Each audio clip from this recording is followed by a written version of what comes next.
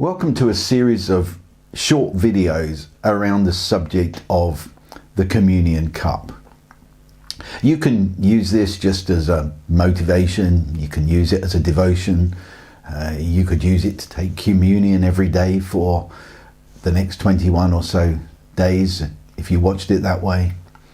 You can watch it and receive prayer, and each week there's going to be a thought around what you receive prayer for, or there'll be a target for ministry based on this teaching. So I hope you find it enjoyable, I hope you find it inspiring, I hope you find it motivational, and I believe that there will be people who will get healed and set free because of just this simple series. To be honest, I've been thinking about doing it for some time and I've finally got round to it. So welcome to How Big Is Your Cup? I love the communion service. It's called, of course, many things. It's a reference back to the Last Supper with Jesus, and of course the Last Supper is a reference to the Passover. Some would talk about Mass, about Eucharist, about celebrating Holy Communion. There are many descriptions of it, and it has for a long time been one of my favourite ways of ministering. It's one of course, the great sacraments of the Christian faith. And I remember one Sunday I was leading communion, and I just remember standing there at the pulpit. The worship was just coming to a close, and I was holding a cup, very similar to this little cup here that many of us are familiar with. I was just holding the little cup, and I said the words, "This cup is the new covenant in my blood." And I just had a thought at that moment which I have continued to develop, and that's the thought that I want to develop with you in this series. You see, I just got to thinking, the disciples were there with Jesus. They'd gone to prepare the Passover meal, and Jesus holds a cup and says, "This cup."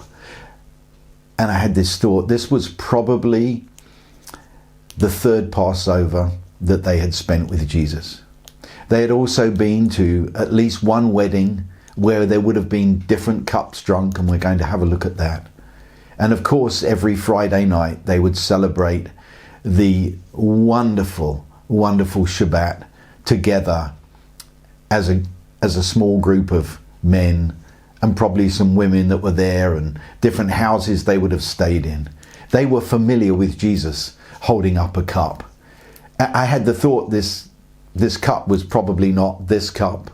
It was probably a very rugged cup, and it probably varied in different environments, in different homes. Maybe some were quite elaborate and intricate, and others very basic. But it just got me thinking. It got me thinking of the challenge to me. How big is my cup? I was just reading this morning an article written by the great theologian N.T. Wright, and he was talking, actually referencing somebody called Leslie Newbegin, and somebody asked Leslie Newbegin, were you an optimist or a pessimist? And he said, I'm neither. Jesus Christ died on the cross and everything changed. It made me think about a phrase that many of us use, is your cup half full or is your cup half empty? In other words, how do you view the world? Are you always thinking it's never enough, or are you thinking it's on the way to being completely full? And it got me thinking about this, the communion cup. I love the sequence in the Bible, and so I want to share with you my thoughts around this cup. You see, the sequence in the Bible is that there was Joseph who interpreted the dream of a cupbearer, and we know the result of that was to save nations from famine. We know also of Nehemiah, who was the cupbearer to the king. What that meant was that he would have drunk the wine before it was given to the king, and that great cupbearer Nehemiah went on, of course, to rebuild a city. But there was one, and his name is Jesus, who became the cup, and that's why he could say, "This cup is the new covenant in my blood." How big is your cup? You see, it got me thinking, And it got me thinking even more, because Jesus said, this cup is the new covenant in my blood. That group of men that were around that table, you know, they were familiar with the old covenant. But what Jesus is saying, all of the old covenant, it all fits in here. This cup is the new covenant in my blood. And we have an Old Testament and a New Testament. You can use the phrase, the old covenant and the new covenant. But this is what Jesus was saying. This cup is the new covenant in my blood. As often as you drink of this cup, you are demonstrating my death until I come again. How big is your cup is the first challenge. It's the first thing that I want to challenge you with.